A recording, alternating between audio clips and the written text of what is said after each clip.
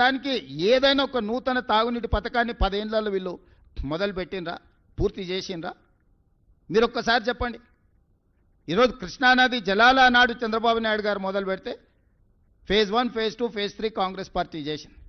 గోదావరి జలాలను ఆనాడు రాజశేఖర రెడ్డి గారు ప్రణాళికలు, కిరణ్ కుమార్ రెడ్డి గారు ప్రణాళికలు చేస్తే అవి పూర్తయినాయి. మెట్రో రైలు జైపాల్ రెడ్డి గారు, రాజశేఖర రెడ్డి గారు కలిసి హైదరాబాద్ నగరానికి మెట్రో తెచ్చిరు. ఆనాడు మెట్రో దేశంలోనే 2వ స్థానంలో ఉండే, ఇవాళ 9వ స్థానానికి పడిపోయింది.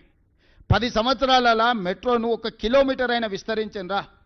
7 కిలోమీటర్లు ఓల్డ్ సిటీలో కట్టాల్సిన మెట్రోను ఎల్ఎన్టీకి అమ్ముడు పోయి ఎల్ఎన్టీ దగ్గర కమిషన్లు తీసుకొని వాళ్ళని బెదిరించి బ్లాక్మెయిల్ చేసి సచివాలయం ముందు, మన అసెంబ్లీ ముందు నుంచి టన్నెల్ పోవాలి, పైనుంచి పోతుందని బేగం బజార్ల వ్యాపారాలను దెబ్బతీస్తారని 3 సంవత్సరాలు ప్రాజెక్టును ఆపి 1000 కోట్లు ఎల్ఎన్టీతో వసూలు చేసుకొని ఈరోజు ఎల్ఎన్టీ మునగడానికి కారణము కేసీఆర్, కేటీఆర్ కాదా? మీరందరూ సజీవ సాక్ష్యం కదా. ఎల్ఎన్టీని ఎట్లా బ్లాక్మెయిల్ చేసిండు చంద్రశేఖరరావు? ఎందుకు మెట్రో నగర విస్తరణతో పాటు మెట్రో విస్తరణకు ఎందుకు ప్రణాళికలు చేయలేదు? ఎందుకు కట్టలేదు? 10 సంవత్సరాలు స్ట్రైట్గా 10 సంవత్సరాల 20 లక్షల కోట్ల రూపాయల ఆదాయము చంద్రశేఖరరావు గారి చేతికి వచ్చింది తెలంగాణ రాష్ట్రంలో. 20 లక్షల కోట్ల రూపాయల ప్రజలు కట్టిన పన్నులు చంద్రశేఖరరావు గారు ఎక్కడ ఖర్చు పెట్టిండ్రు, ఏమి నిర్మించిండు, ఏమి అదనపు ఆదాయాన్ని తీసుకొచ్చిండు?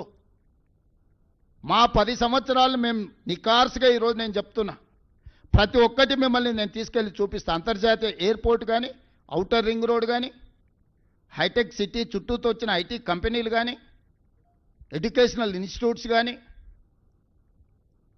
హైదరాబాద్లో ఈరోజు నడుస్తున్న మెట్రో కానీ, గోదావరి జలాలు కానీ, కృష్ణానది జలాలు కానీ, ఫ్లైఓవర్ల గురించి మాకు చెప్తున్నాడు. మరి చెన్నారెడ్డి గారు ఏ రోజు కట్టిండ్రు? ఇక్కడ పెద్దలు చాలామంది ఉన్నారు. ఫ్లైఓవర్ అనే విధానాన్ని కనిపెట్టింది కాంగ్రెస్ పార్టీ.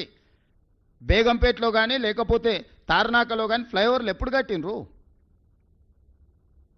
పోనీ నువ్వు కట్టి పూర్తి చేసిన ఫ్లైఓవర్లు ఎన్ని ఉన్నాయో చెప్పు.